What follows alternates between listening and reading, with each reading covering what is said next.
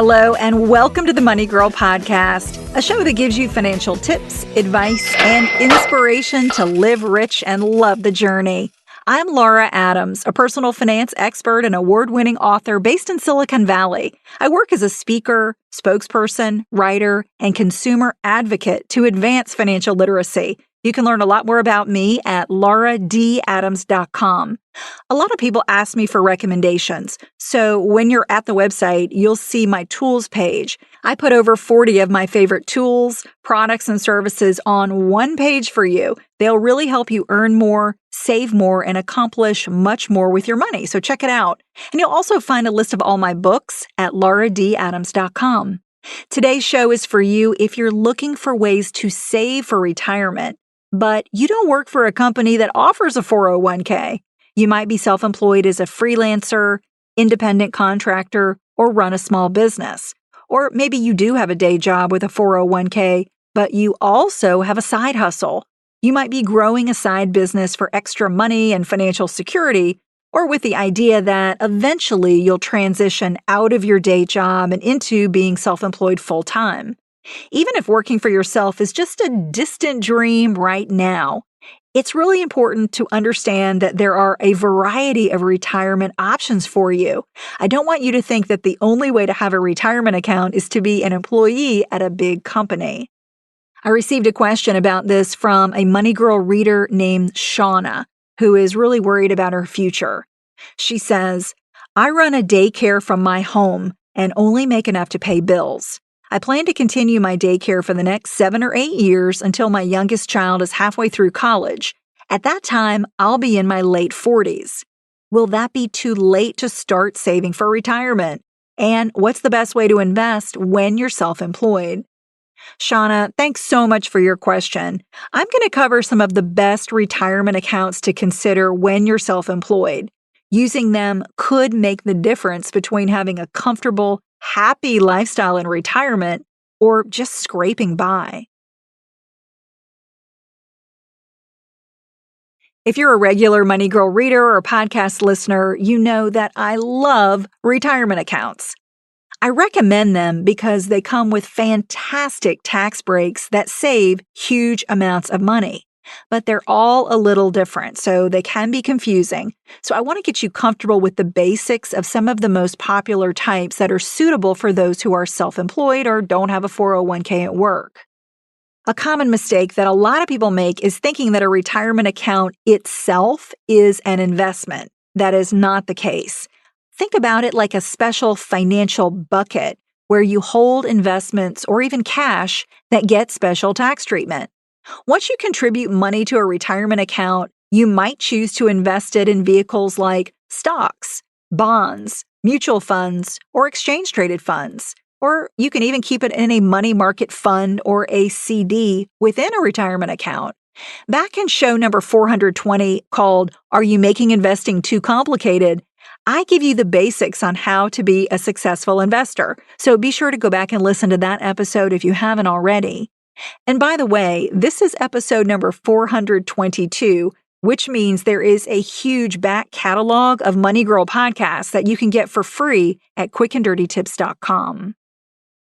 Some of the most common retirement account rules that apply no matter the type of account include having to pay a 10% penalty if you take early withdrawals before reaching age 59 and a half, and limits on the amount you can contribute each year. Depending on your work and financial situation, you may qualify for several different types of retirement accounts all at once. I have multiple accounts. The more accounts you contribute to, the bigger the nest egg you can accumulate for retirement. On the Money Girl page at quickanddirtytips.com, I give you 5 different types of retirement accounts that you should be familiar with when you work for yourself.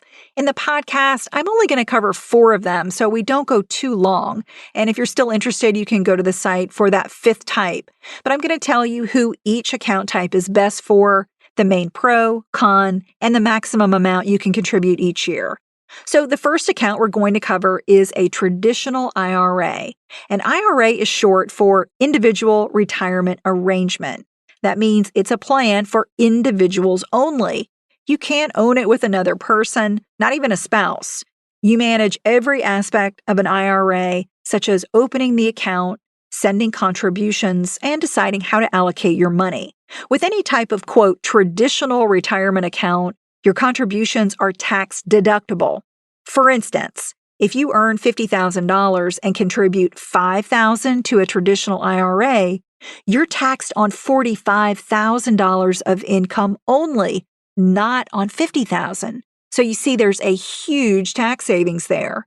Plus, all the investment gains that you make within the traditional IRA are never taxed until you take a distribution in the future.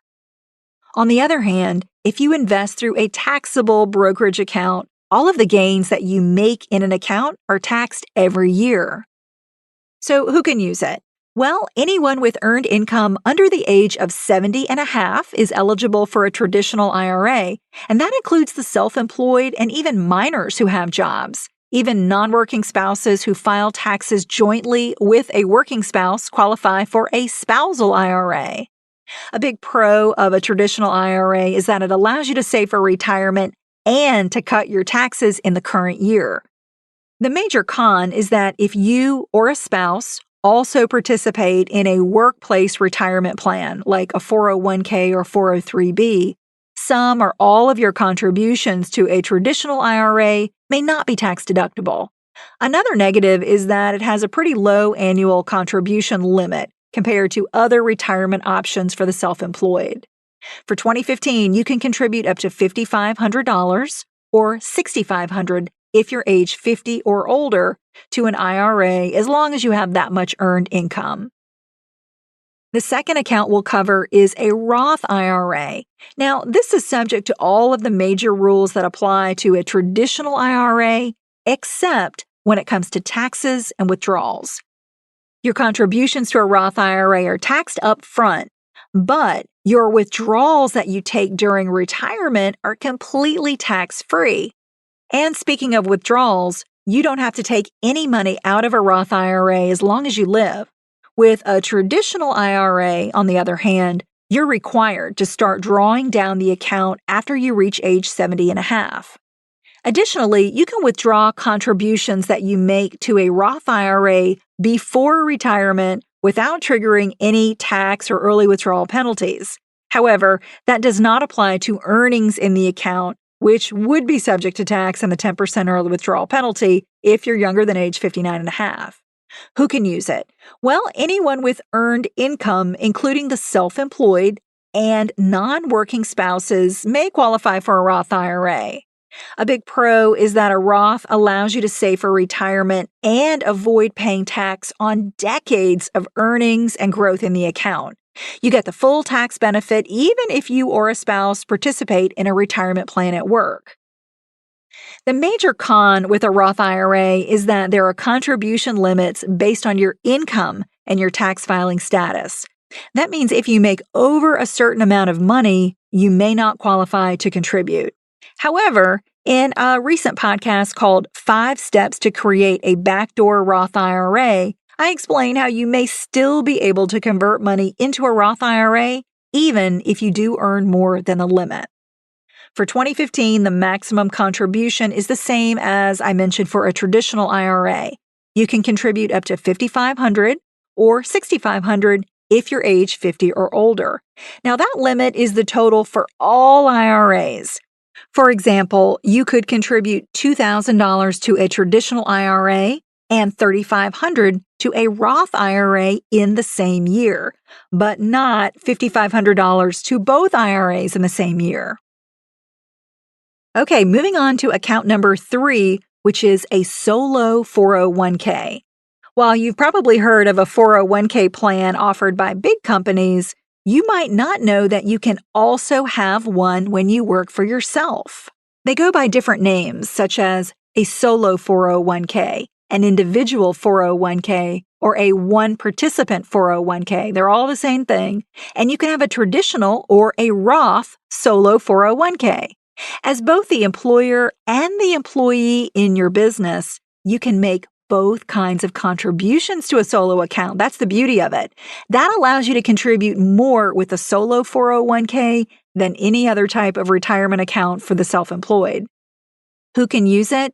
Anyone who is self-employed with no employees other than a spouse. That's the major catch. You cannot have any employees other than a spouse to have a solo 401k.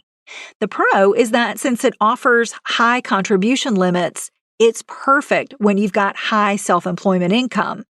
Unlike a Roth IRA that imposes income limits, you can contribute to a Roth solo 401k no matter how much you earn. Now, the con is that if your long-term business plan is to hire additional staff, you'll have to complete IRS paperwork to convert the solo 401k into a regular 401k. For 2015, on the employee side of a solo 401k, so as your own employee in your company, you can contribute as much as 100% of your salary up to $18,000 or up to $24,000 if you're age 50 or older. Now, on the employer side, you can contribute up to 25% of your net earnings as long as your total contributions don't exceed $53,000 or $59,000 if you're age 50 or older.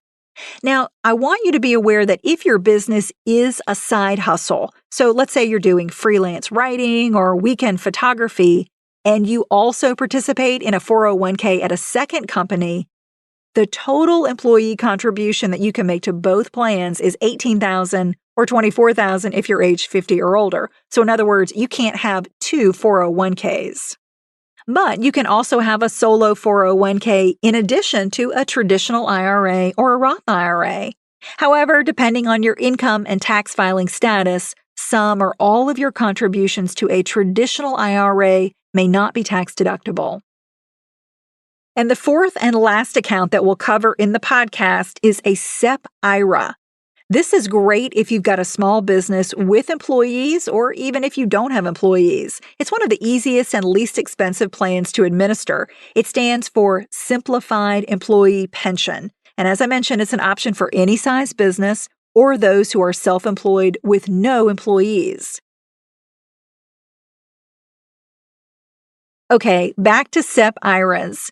With these accounts, contributions can only come from an employer. Employees can never contribute their own money, so it's pretty unique in that regard. So as the business owner, you choose the amount to contribute each year. However, you must give all employees the same percentage. That's kind of the catch. For example, let's say you've got a small web design business with one employee named Jack. If you choose to have the company contribute 15% of your income to your own SEP IRA as the owner, you'd also have to contribute 15% of Jack's pay to his SEP IRA. But if you have a bad year with little profit, you can choose not to make any contributions. Employees are always vested in their SEP IRA, which means if Jack leaves your employment, he can take his retirement money with him. Just like with a traditional IRA, when you take money out of a SEP IRA before age 59 and a half, you're subject to income tax plus an additional 10% early withdrawal penalty.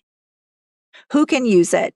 Well, anyone who is self-employed with or without employees, no matter if you're set up as a sole proprietor, partnership, or a corporation. The major advantage of a SEP IRA is the flexibility to make contributions in years when your cash flow is great and allows it, and to opt out when money is tight.